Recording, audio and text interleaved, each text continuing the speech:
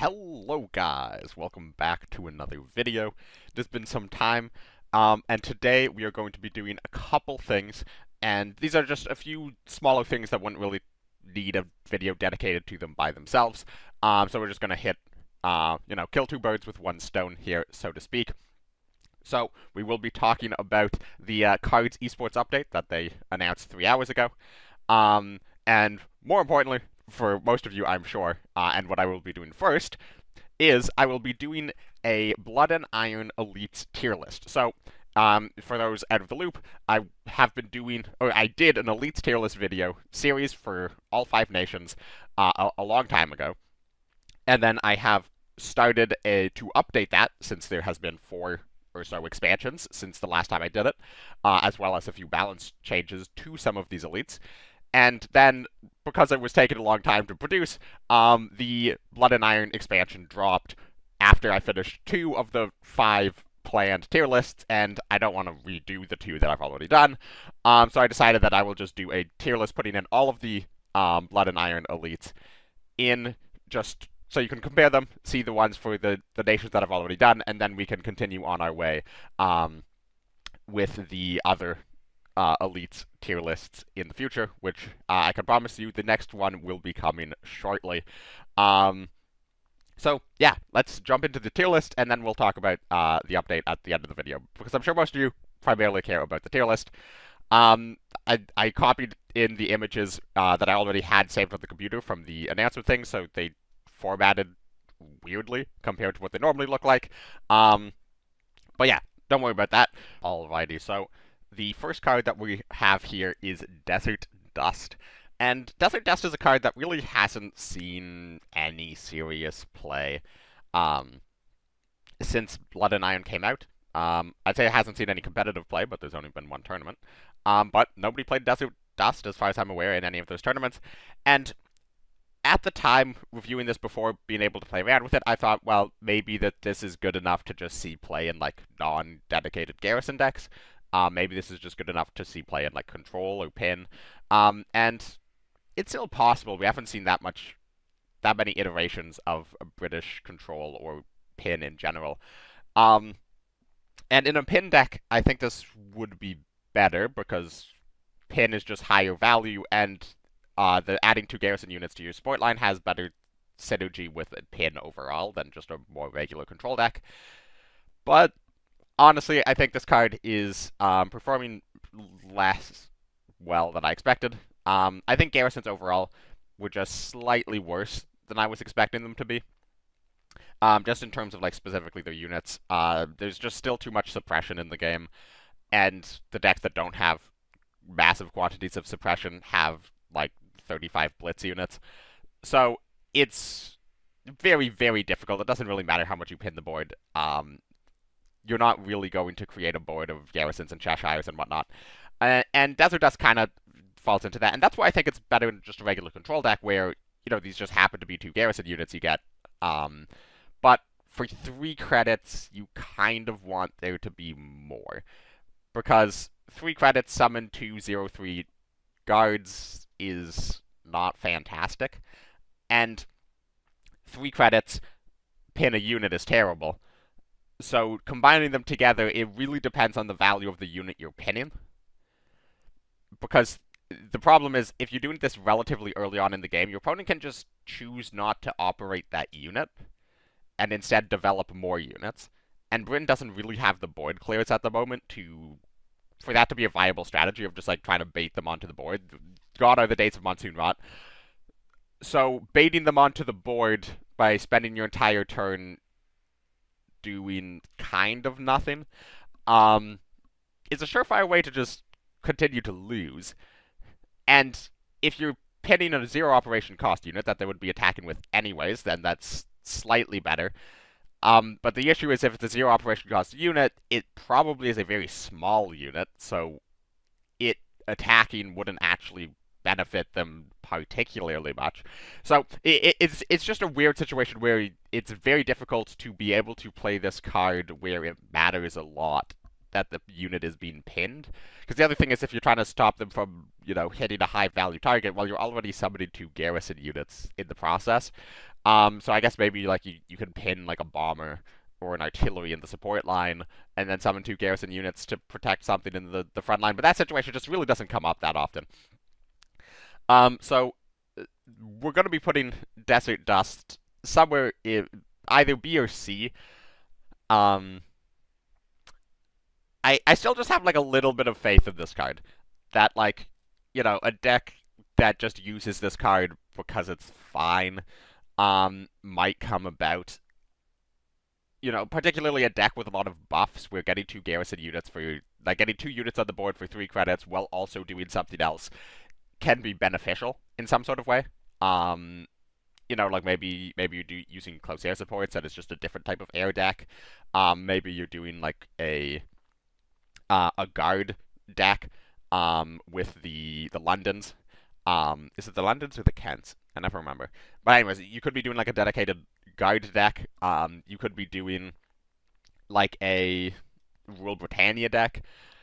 The issue is all of those decks don't sound particularly great in the day where every opponent on ladder and in tournaments is going to be playing 4 B-24Js against you. So yeah, I think I'm going to have to put it down here in C tier. It's it's just an unfortunate card. I think I think it's entirely possible that this card ends up seeing play in a tier 1 deck. But if it does, it's not going to be the card of the tier 1 deck. It's just going to be fine. It's going to be good enough to see play. So that's why I kind of want to put it up here to B. I also think Pin has a lot of untapped potential as an archetype.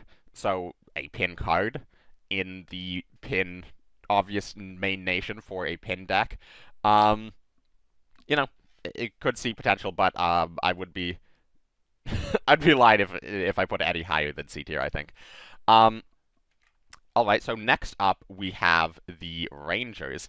And the Rangers is a very interesting unit. Right when the expansion dropped, I saw a ton of Rangers, and that's because it primarily works with commandos, and there was a lot of commandos right after expansion dropped, because of the, is it not Night Raid? Commando Raid. The buff to Commando Raid made Commandos really, really popular. It was really, really easy to get out a lot of Commandos quickly, and the Rangers was absolutely nuts with them because it made all of your Commandos ping for 2 instead of for 1. Very early on, it was basically just doubling the amount of pings you were doing, and it also worked with other stuff, like it works with Garrison. That would be like the big one. There's like a few more niche things where it can work with like deployment effects and stuff. In particular, something like the Calliope.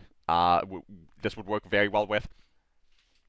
And the Rangers is an insane card. Unfortunately, all of the decks that really wanted to run it were nerfed, or just eventually people figured out weren't as good compared to the rest of the meta. So that's not the Rangers not being good. The Rangers is still an insane card. Like, this card is absolutely insane. The issue is all of the decks that it was insane in are not insane anymore. However, it's going to be much, much, much higher than Desert Dust. So Desert Dust was C or B. The Rangers is S or A. So at minimum, it's A, just because this card is going to be around for at least the next 2 years. And that means at any point, if Commandos becomes viable, if Garrison becomes viable, or if some future deck that we don't even know about, that includes non-combat damage, becomes viable for Britain, this card is going to be in it, and when they draw this card, your chances of winning the game, or their chances of winning the game, will go from like 50% to like 80%. It's just one of those cards. And because of that reason, I think it is fair to just put it up into the strictly broken category. This is an insane card. And to be clear, strictly broken does not mean it needs to be nerfed. I'm just going to clarify that. Also, again, disclaimer, this is not a crafting guide. But strictly broken doesn't necessarily mean it needs to be nerfed. Sometimes you have strictly broken cards to push an archetype that would otherwise suck completely. And that this isn't the best way to push a archetype that you want to see play, but that doesn't always necessarily mean you need to change it. But the Rangers is just an insane effect for any deck that can get a use out of it. And because it's so cheap, like this isn't like, sometimes a lot of cards where it's like, oh, this is a really good effect to stick on the board. Sometimes a lot of those cards are like, like a 5-drop or a 6-drop. And it's like, okay, you have to play this and then expect your opponent not to be able to remove it or suppress it, and then do your effect, or wait until like you have 12 credits to combine this with something else. The Rangers costs 3. It's very easy to either play early in the game to start getting it quickly before your opponent can remove it or suppress it, or it's very cheap to play alongside something else, which is again further, which makes it even better. Also, it just randomly has Fury for some reason, so it's just even better as a standalone unit. 2/5 Fury for a unit that has an insane effect that doesn't require it to attack is all like incredible. Like this card could be a 1/1 and people would still play it in Commandos. Um, yeah, it's just a crazy card. Then let's look at the third elite Britain got, and it is Black Prince. And I ranted and raved about this card quite a lot in my review when this card was announced, and I said that this card was absolutely insane. And honestly, we've seen very little Black Prince since the expansion dropped, because it doesn't really fit into air. It doesn't really fit into commandos. But what it does fit into is ramp, and any control deck, and any combo deck, any stall deck, basically any deck other than commanders and air. And there's an argument for putting it in commanders and air. It's just those decks have so many options now. They are not in need of like flex spots. But yeah, no, Black Prince is absolutely insane. So even if you haven't necessarily seen it as much on ladder, I certainly have not seen this as much on ladder as I was expecting. I will expect to be seeing a lot of this on ladder over the years to come that this card is in the game. It's just 5 credits, retreat all units in the front line is a pretty good effect. That effect coming on a 3/6 heavy armor 1 tank is very, very good. And that effect also coming with the passive only 2 units can occupy the front line is insane. Like only 2 units can occupy the front line is an incredible effect. Retreat all units in the front line is an incredible effect. Both of those being on the same unit that also has heavy armor, and it only costs 5 credits. Absolutely insane.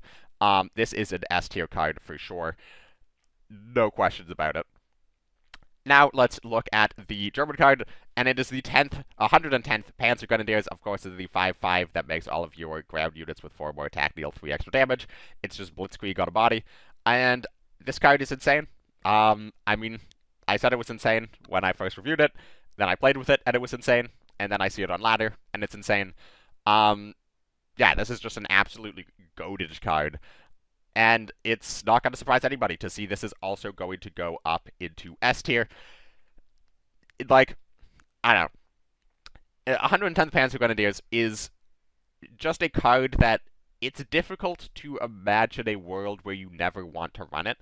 Because just a 5-cost 5/5 Blitz Infantry, not great. But if you're trading into anything, it's a 5-cost 5... it's a 5-cost 8/5 Blitz Infantry. And, well, actually, it's just basically a 5-cost 8/5 Blitz Infantry. Because it works when you attack, it works when your opponent attacks into it, and attack otherwise doesn't really matter. So yeah, it's basically a 5-cost 8/5 Blitz Infantry, 1 operation cost. That's fine. You probably wouldn't play that. But then it also has the added effect that all of your other stuff also get +3 attack if they have 4 more attack to begin with. And that's not their base attack. You can buff them with permanent buffs. You can buff them with temporary buffs, like a Blitzkrieg. So that means 110 Panzer Grenadiers, even though it's an infantry, it can still deal damage directly to the enemy HQ the turn it comes down if you have other units in the front line, or it can immediately help with trading into units in the enemy support line if you have units in the front line when you play this down. And that is insane. Oftentimes you will play this card and then make 2 advantageous trades where you are suddenly dealing +3 damage on 2 different attacks into units, and then also maybe an additional +3 to the enemy HQ. So that is basically this came down with a carpet bombing on it. And that's insane for a 5-drop. Yeah, this is an absolutely insane card, straight to S tier. Then we have Case Blue, and oh boy, Case Blue. I will say, Case Blue ended up being mildly better than I initially thought it would be. It's still a bad card. Don't get me wrong. Case Blue is just not a good card. The issue is you need so many units to use this as like a Commonwealth type finisher. So you need to get damage in yourself. You can't just use this as like a 20 damage from hand type of situation. That's not how this is going to work. So you need to get chip damage in, and then it's like, okay, if you could bring your opponent to 12, and it's going to go to turn 9, and any deck that's going to reasonably go to turn 9 is probably going to be a control deck with healing, so it's not like you only have to deal 8 damage, you probably have to deal a lot more than 8 damage. But then, like, if you can bring them to 12, there's an argument that, like, being able to hit them for 12 from hand through guards at any point, if you have 3 units on the board, is good, but if they're a control deck, they're probably not going to let you keep 3 units on the board, and there's not really a world where you're going to be able to play down 3 units and then Case Blue in the same turn to deal the 12 damage. So, there's times where it is good, because sometimes your opponent just can't remove them. Sometimes, especially like against a deck like, say, Pin, for example, where they're not really removing your units that often, they're just preventing them from attacking, so the units build up on the board. And then Case Blue is suddenly very threatening. So there's a world where it's fine. Also, sometimes like a control deck, like, sometimes you stick 1 unit, and then you play down a 2nd unit, and then you Case Blue them for 8, and that's enough to close out a game. And, at that point, it's like, why aren't you just running Bismarck? But Bismarck is sometimes a fine card. And in that same light, Case Blue is sometimes a fine card. We are going to put it down here in C tier. A lot of people probably would have expected me to put this into D tier. I certainly would have expected myself to put this into D tier before the expansion drop. But honestly, played around with it a little bit, seen it in play a little bit. 4 attack there's a lot of 3 cost 4 attack units. And 4 attack units often have 4 health, and 4 health is a difficult number to remove for a lot of decks. So like Carver Bombing doesn't remove them, Bomber Mafia doesn't remove them, Strategic Bombing doesn't remove them, that type of thing. So, like just playing down like 3 4/4 units for like 9 credits, and some of them do stuff. Sometimes maybe it's a shoots in, maybe it's the other shoots in that like fights the targeted thing. And then like your opponent wants to slam down like a big unit. Maybe they want to slam down like a B-24D and go face. Maybe they want to slam down like a KV in an armored train or something. And then you just simply Case Blue them because your unit left a bunch of like crappy infantry in your support line. So it's just like those types of situations where this card can be fine. The question is, 1, you have to be playing that deck, and that deck doesn't seem like it's ever going to be amazing. And 2, you then have to, like, put this card in your deck, and, like, sometimes it will be good, but that's only sometimes, and it's like, is that sometimes being good worth running this card that will sometimes just be stuck in your hand and never be able to be played, and if it was something else, you would have, like it making this card like a sudden strike, is that going to improve your overall win rate? Maybe. So yeah, anyways, enough talking about Case Blue. Let's get to Mouse. And Mouse is a D tier card. So there's, similarly to Case Blue, there's some times where Mouse is going to be insane. The difference is, those times are fewer, and Case Blue is a card that you build your deck around. Mouse is a card that is good based on what your opponent is playing, and that is something you can't really build around. Like, I suppose you could build your own deck and flood the board with 3 cost less and then play Mouse. That seems terrible. So, like, sometimes you get Mouse off of Blitz Doctrine. Sometimes you might get Mouse off of the Africa Core. And, like, it'll be fine. Like, sometimes, like, there are situations where you can develop into Mouse, and it will be good in the situation you are in. It will never be good enough to intentionally put into your deck. Unless, like, they release cards that don't currently exist that let you, like, swap the cost of this with something else, or, like, deal damage to something, like, discard a card from your hand and deal damage equal to the cost. Like, unless you're running this card to not actually play this card, or you're running this card to, like, somehow cheat it out on turn 4, or turn 3, unless you're doing one of those two things, this card is terrible, and knock on wood, 1939 is not going to release a way to like consistently get this card out on turn 3 or turn 4. Um, so yeah, with this card is terrible, and let's move on to Japan. We have the Key 30 An, and finally we are going to get our first A or B, because so far everything has been S, C, or D. So Key 30 An is a very good card. The issue is it's competing for slots with a bunch of other very, very good cards. So Japan, like Jagro, which is the primary deck that you're going to be playing this in, there's an argument to be playing this in a variety of decks, but certainly Jagro is the primary deck that we're going to be talking about here, because it's also the primary Japanese deck on ladder or in tournaments. So the Key 30 An is competing with cards like Raiding Brigade, cards like Audacity, not Bombing Raid anymore because Bombing Raid's gone, but like cards like the Dragon Slayer, where it's like sort of just like, what are the cards that you put that aren't 1-drops or expansions into a Jagro deck? Because Jagro needs 1-drops, it needs the expansions, it needs the 35Ts, it just needs the regular cards that you're going to be playing on a regular basis. And then there's about like, 10 to 5, depending on how you're building it, depending on the rotation and the expansion and whatnot. There's about 10 to 5 slots afterwards for just like elites and top-end situational cards. And that is where you're putting in the Audacities, the Raiding Brigades, the Dragon Slayers, the Shidens, although Shiden's rotated. That's where you're just sort of putting in all of those heavier cards that can close out games, so be like Sendai is another one where it's like situationally helpful to help your small units deal damage. And Key 30 An, it fits into that category. The issue is it's worse than Audacity, and it's worse than Raiding Brigade. And those are the big two ones, so if you have a lot of slots, this is better than things people have played.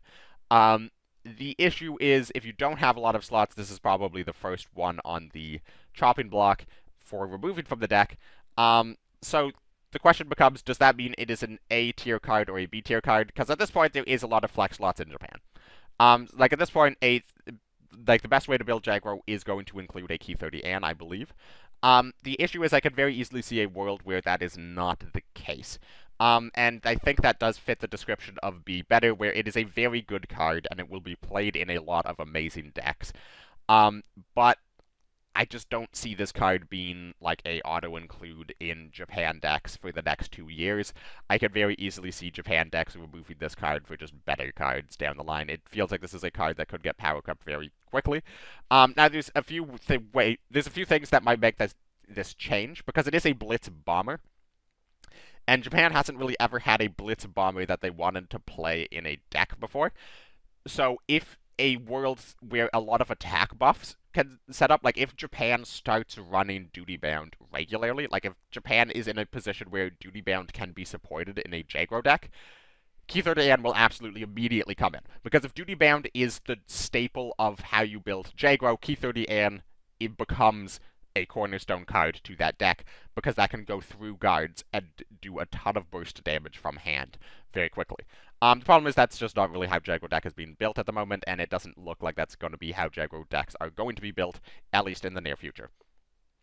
Then we have the Type 4 Cheeto, which, it's the Cheeto. I have seen this card like 2 or 3 times. I haven't played with this card yet. The Shock as a archetype is not good. It's not enough to run this card. Now, you can run this card with a handful of shock units, and there are a handful of shock units that are worth playing.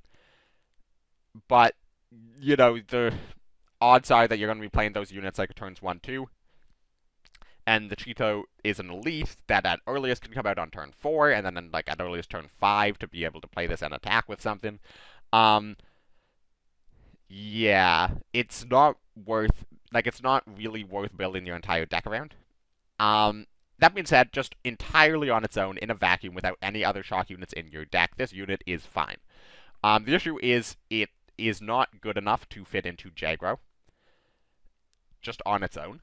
It's possible that you maybe build Jagro with like a ton of shock units, and I think that would be worse than building regular Jagro, but like, okay, it's fine in that deck then. the problem is this would be very good in like sort of a Japanese mid-range deck or maybe a Japanese control deck, and the issue is that does not exist at the moment. Um, so the Cheeto is going to be a B or C card.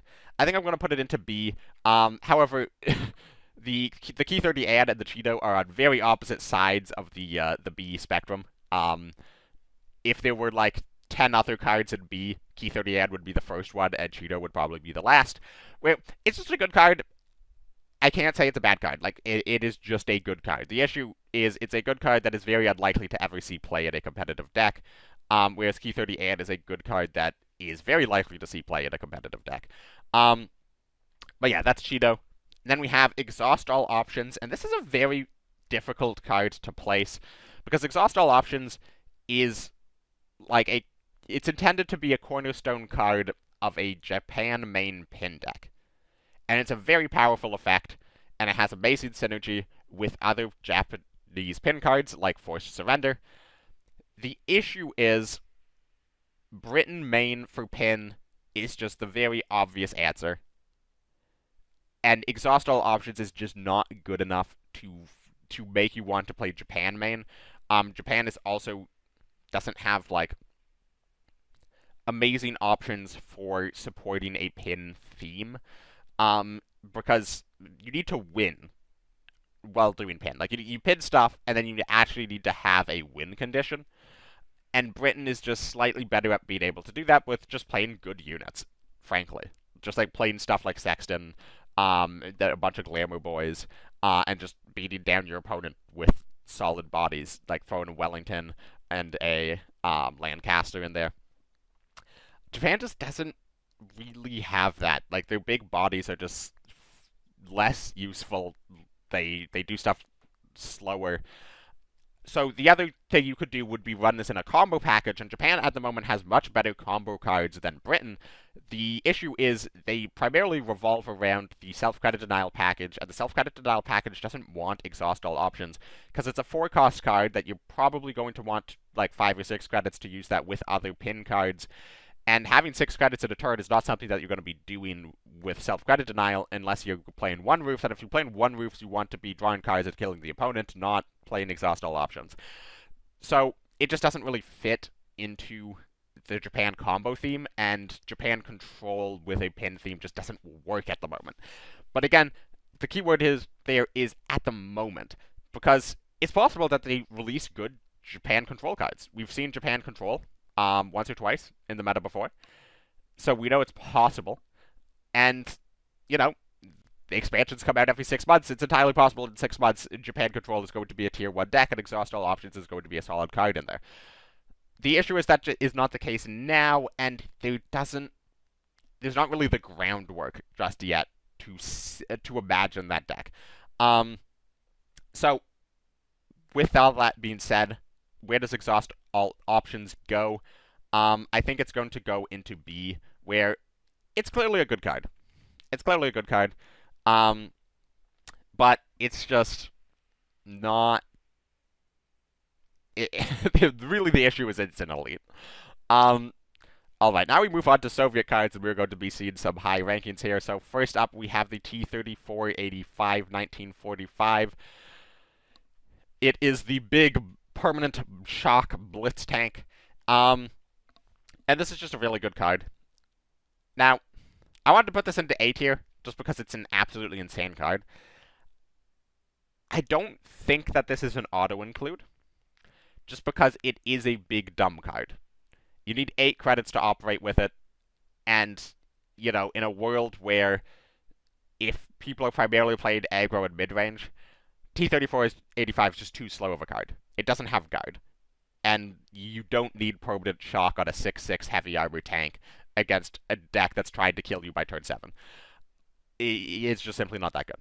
However, the control decks will always run cards that aren't going to be good into aggro, just to be like sort of their finishers. The issue is I just think Soviets have much better finishers than T-3485, and we're going to be getting to that in the next card. So the problem I see with this card is in a world where you're trying to build a very lean Soviet deck that's very like good against aggro, low to the ground, and then you only have a couple cards to finish them, this is not one of the cards that you're going to be putting in the deck. However, if you're trying to build a bit more of a beefy control deck that's going to be going up against other control decks, this is an auto-include. So this isn't an auto-include in all builds of Soviet Control, but it's an auto-include in a lot of builds of Soviet Control, and ones that we are currently seeing in the meta now, as well as it's possible to be the top end of a more aggressive tank deck, as well as it's a T-34, so it has some T-34 synergies. Even if you don't want to commit fully into the T-34 theme, you can still have like a few T-34 cards and run this card. So this is an incredibly powerful card. It's not strictly broken. Like, this is an insane card, and it's an insane effect. It can't be suppressed, and has permanent shock. However, it's just a really slow card, and it dies to hammer, it dies through lion for a day.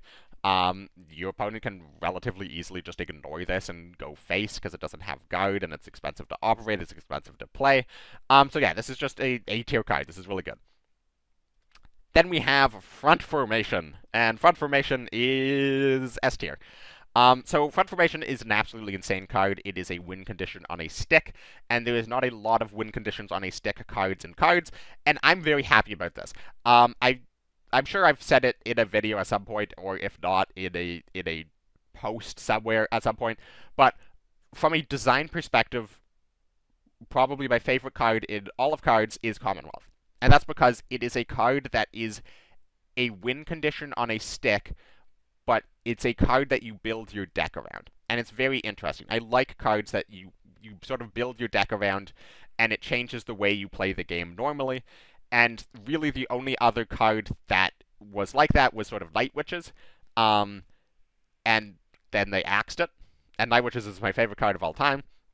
And Front Formation is really, arguably kind of like the third card to really approach that point of really changing the way you play the game. Now, it changes the game. It changes the way you play the game less than Night Witches and Commonwealth. Commonwealth and Night Witches, you have to build your deck around them substantially more. Front Formation is easier to throw into a deck that is not dedicated to playing around this card. You don't need to fish for this card specifically. It's possible to win without this card. It's possible that you draw this card and never want to play it because of the situation you're in. However, I just really, really like the design of this card. However, we're not rating design. We are rating how powerful it is. Well, most win conditions on a stick cards are going to be very powerful. Well, I suppose that's not the case. Things that come to mind is that pincer card. I forget what it's called off the top of my head, but the 9 or 10 cost pincer card for Germany. That card's terrible. Anyways, Front Formation. I'm sure you have seen this card on ladder. This card's just absolutely insane, and I'm sure you've been bodied by this card on ladder. I'm sure you've been in the position where you thought you were slowly getting ahead, and then your opponent played Front Formation, and just the value that they generated off of this was just too much, and you weren't really able to try to rush them down, so that the constant damage that they take kills them. And yeah, it is a very powerful card. It will win you a lot of games on its own. And it's not and you can't say that about a lot of other cards, because a lot of other cards are one-time orders or units that can sometimes just be removed. So Front Formation is one of the few cards where it is just a permanent effect, and it is a permanent effect that will win you the game most of the time that you play it. This is probably the best card in the game right now, just on its own in a vacuum. Obviously there's arguments for well, Monty's a better card, the win percentage of the impact Monty will have on an average game of Cards is probably much higher, just because it costs 1 and you can play it in literally any situation. But Front Formation is just an incredible card.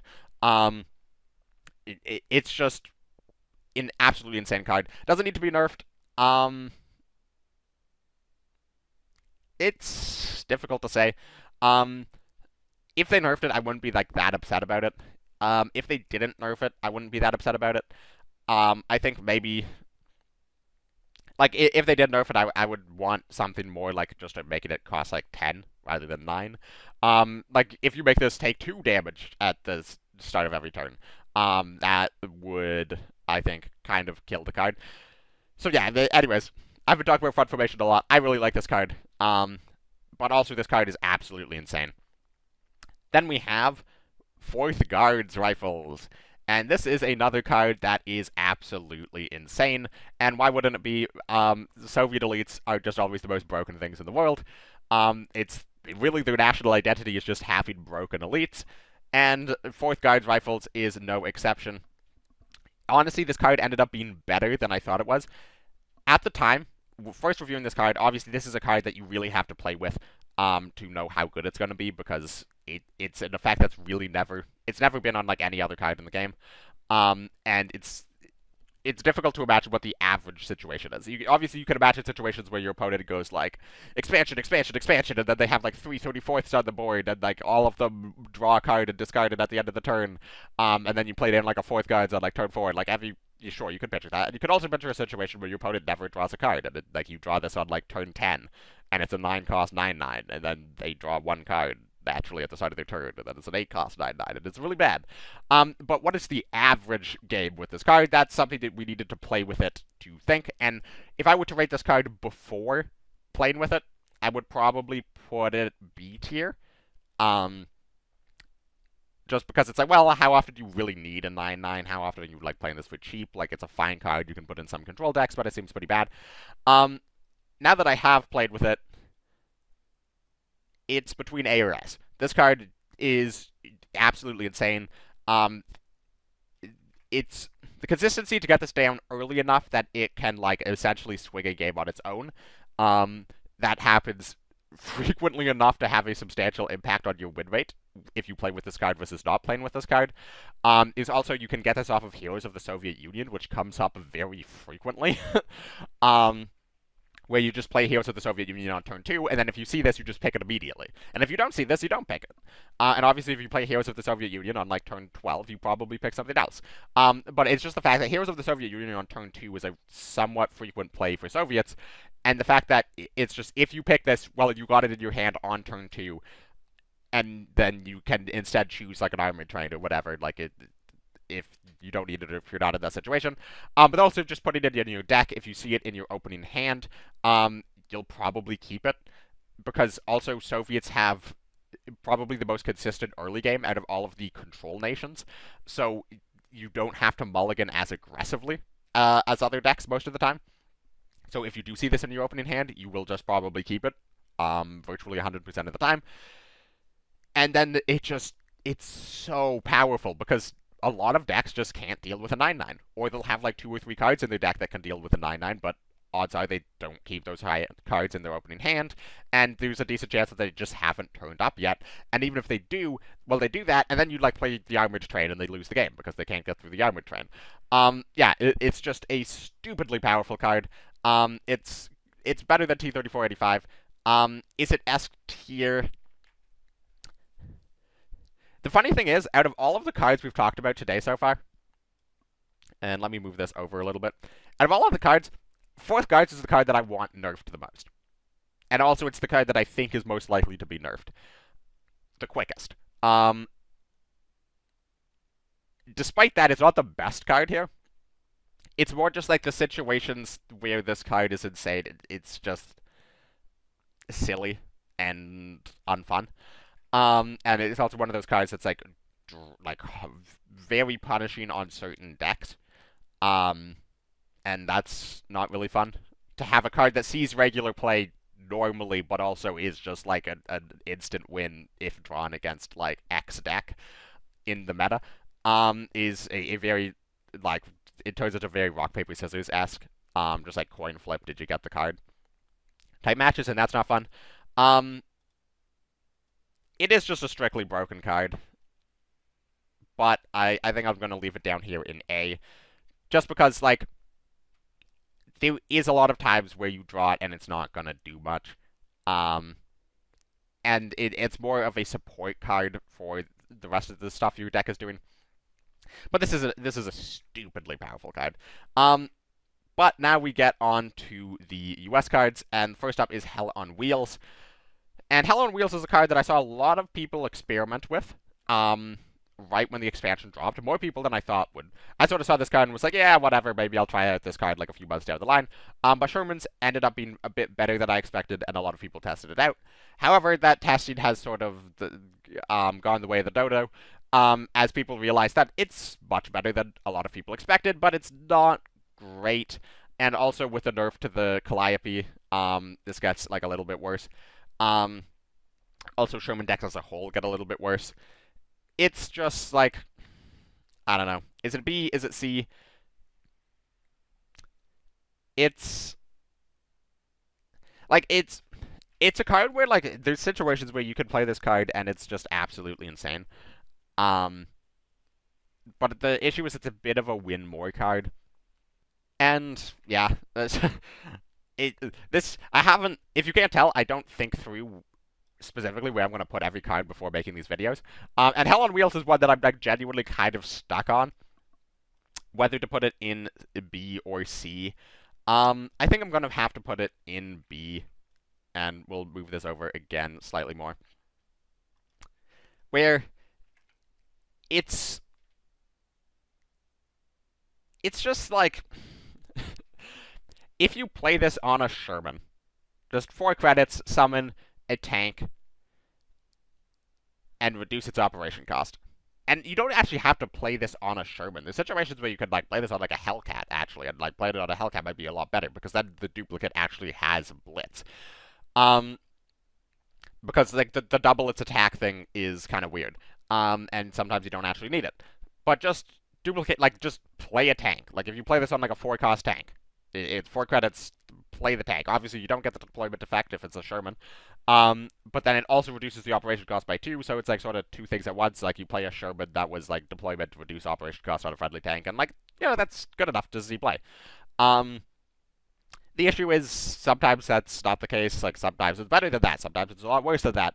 I wouldn't play this in my decks, but if you do play it in your decks, like it's fine. It's also the possibility of being like a good card, and if Sherman's become a better archetype down the line, which I think is possible. So yeah, I guess I'll just leave it in B tier, rather than putting it down into C tier. Then we have the M6, and the M6. I love this card because this is just a fun card. This is like the most B tier card I've ever seen in my life. It's a good effect. It's expensive. You know, it's not an auto include into ramp. It's not even an auto include into Throp. But it's like a fine card in ramp. It's a fine card in Throp.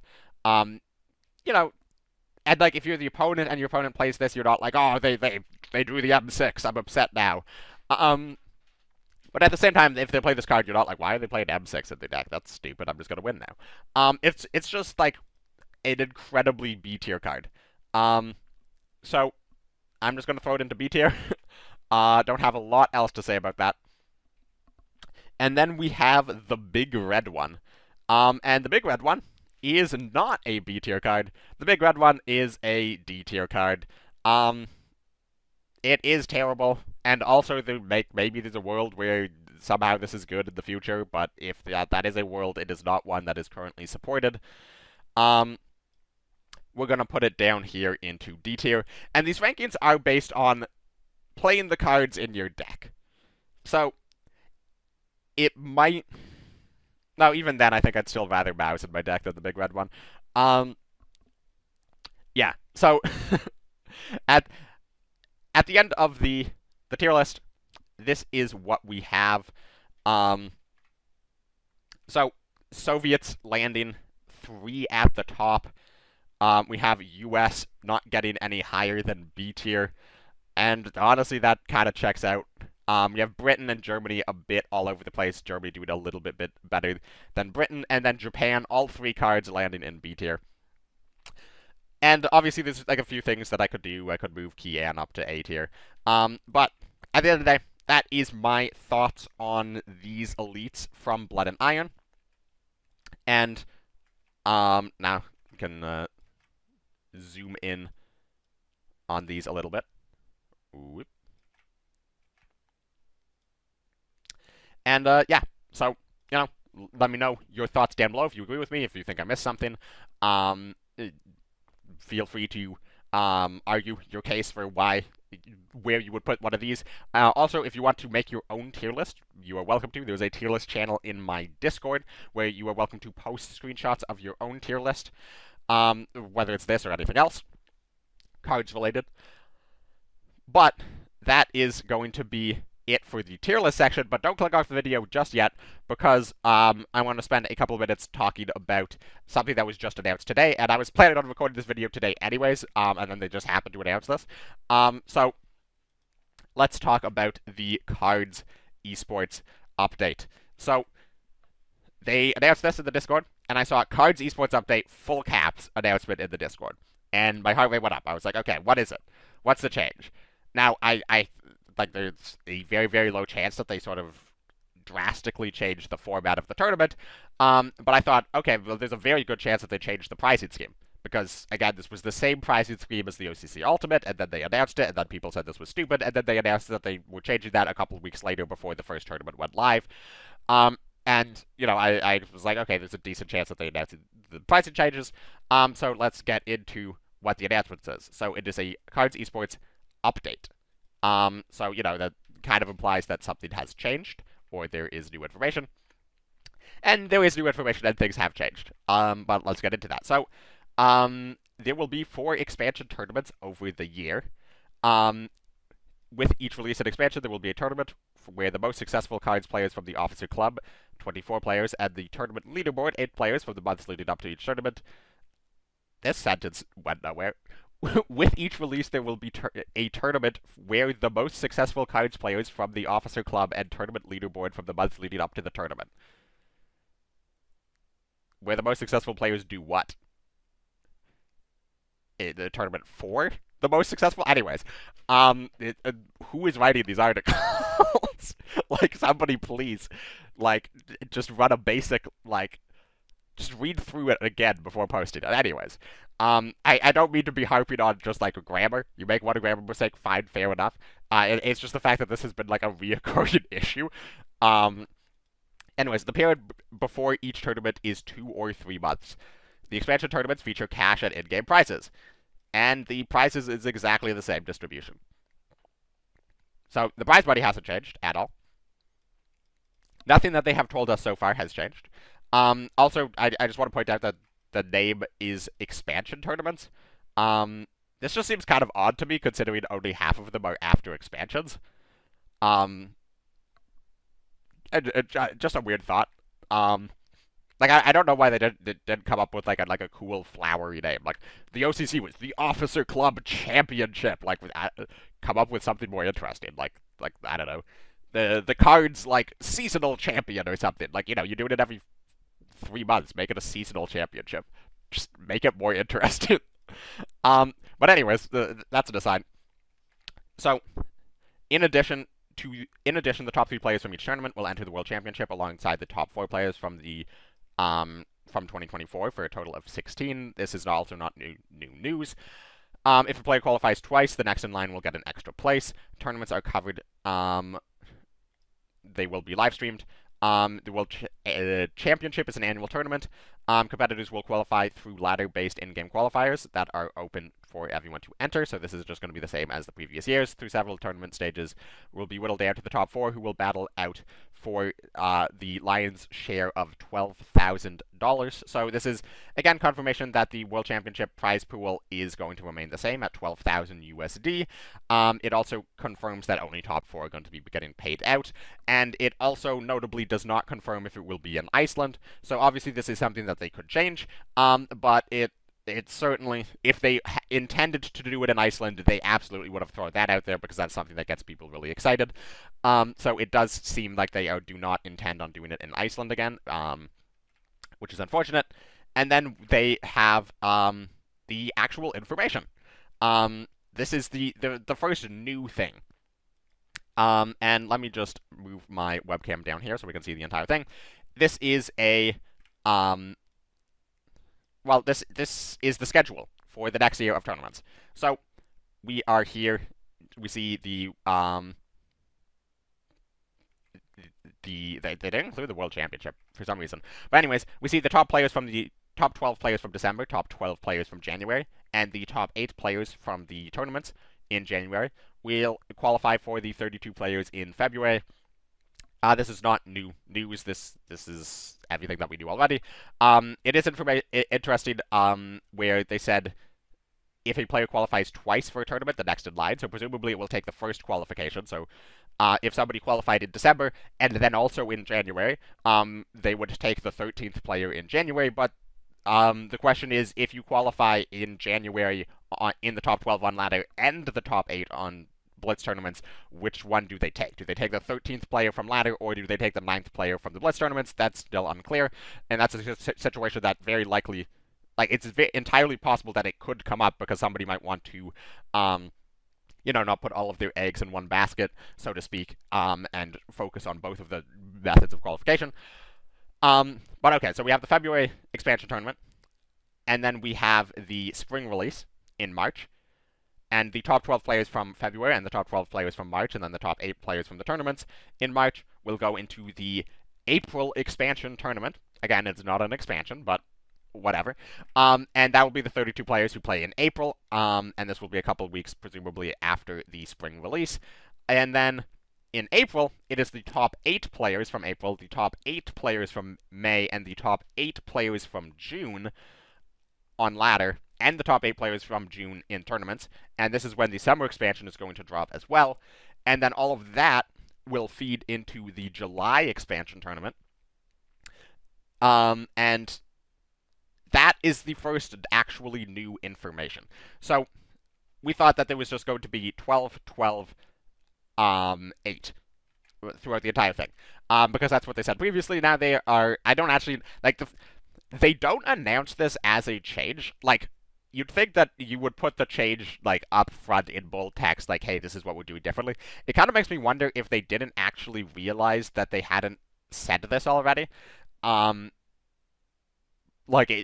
it's not a change in the schedule. Maybe this was just always intentional, and because they're more cramped with the February start, they had to do 12-12, and then they want to move on to the 8-8-8. But anyways, it will be 8 players from 3 months rather than 12 players from 2 months.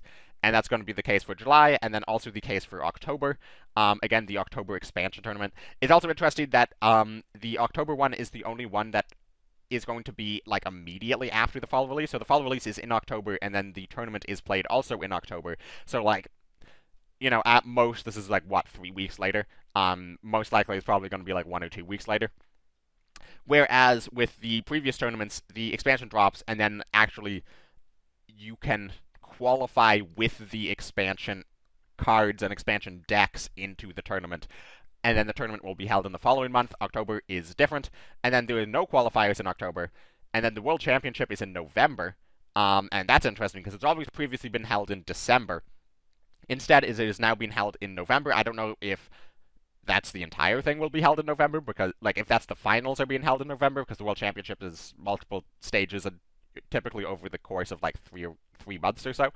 But hopefully it is like that, because then the winter expansion drops in December, and the last 2 World Championships, the World Championship followed, the top 4 followed the expansion, and that was not particularly fun or interesting as a player or as a viewer, in my opinion.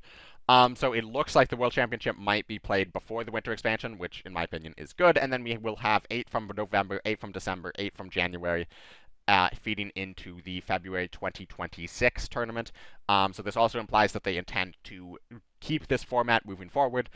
Although, again, obviously all of this could change. And the other thing about this is, I don't know why they don't hold the tournament in January, because it feels like you're going to run into the same issue if you do run this schedule over again. Because, like, if we just start this over again, okay, we don't have 12-12 in December, January, because you're doing November, December, January. But then you're still forced to do 12-12 in February, March for the April tournament, and then back doing 8 for everybody else, because you're just sort of, like, crunching them. Why can't the February tournament be held in January? And then you do 8 in October, 8 in November, 8 in December, tournament in January, and then 8 from January, 8 from February, 8 from March feed into the April tournament. But, whatever. And then that is just the end of the article. That's it. So yeah, the update is a bit of a nothing burger. There's very little new information in here, and the new information that is in here, they didn't particularly highlight. 90% of this is just repeating. Basically, everything that they wrote down is repeating information that was already available. And there is no announcement or even suggestions that they are going to listen to any of the overwhelming feedback that they received about the previous announcements. So, yeah, that's interesting. Yeah, overall, this is further disillusioning me with the game and 1939 as a whole. It's very unfortunate. I love cards. I haven't played cards since 2019, but they continue to be driving it off a pit and keeping their hands in buried in the sand. And I also updated my cards review, so that's something that I want to talk about, and maybe I will pull it up here in a second. So actually, I didn't plan for this, so I'm just going to cut and pull it up. All right, so here's my Steam review. I updated it to be not recommended, and I'm not going to read through all of this. If you want, you can pause and read it, or you can just look it up on Steam and read it yourself. But, you know, if there's one thing I'm good at, it is talking a lot. So I wanted my thoughts to be known. So I wrote all of this, and I just want to tell a quick story about my Steam review in general. Because as you can see up here, this is my only Steam review on my entire account. I don't really review games. Um, it's just not something I have like really ever have done before, and it's not something that I really intend to do in the future with other games. But I made my first cards review in 2020, the fall of 2020, and at that time, people were review bombing the game. So essentially, they were mass organizing people to downvote the game because they were unhappy with a balance patch change.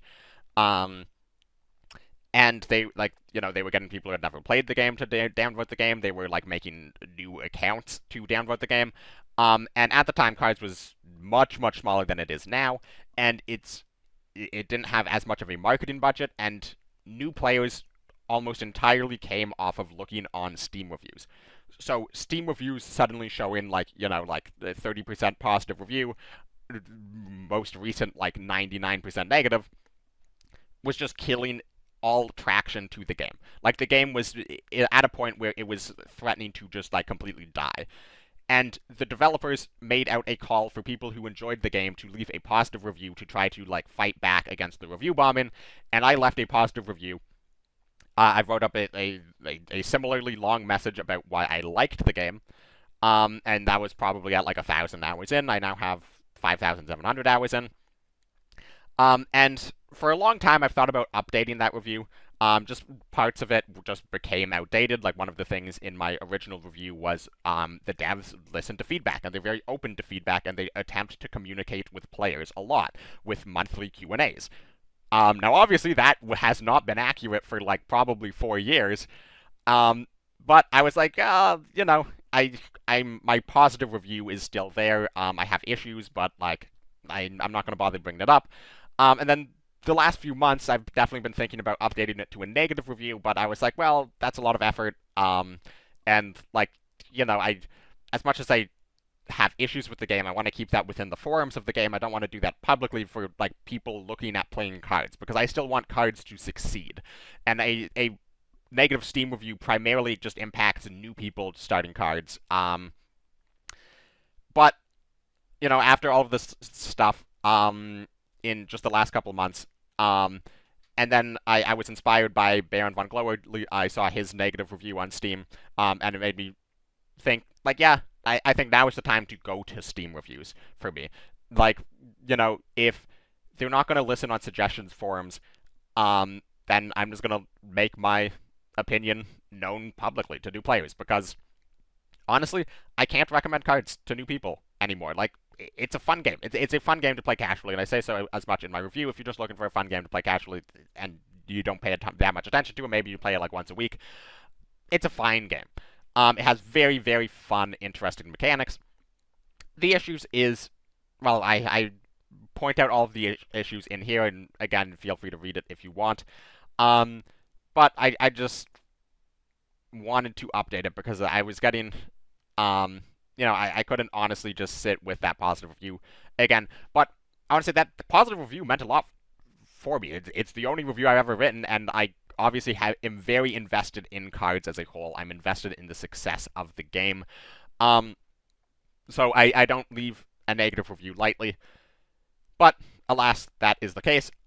Now, I also want to mention this because I would encourage other people to also leave Steam reviews if you haven't already, or consider updating it if you have left a Steam review years ago and it's very out of date.